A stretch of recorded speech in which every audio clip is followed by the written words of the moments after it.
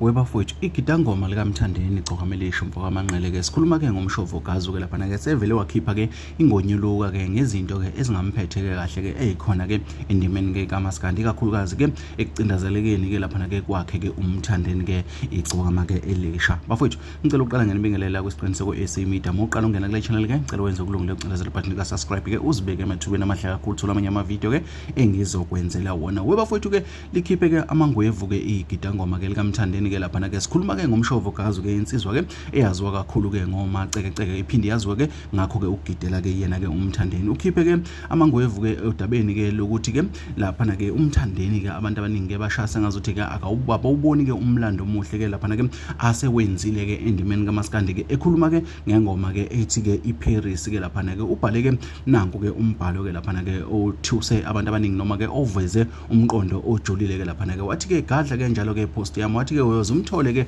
umnikazi ke wathi ke lengoma ke iqophe kakhulu ke umlando ke lapha ke njengoba ke ishaye ke lapha ke u21 million viewers on YouTube ke yaphinda ke yashaya ke lapha ke u14 million ke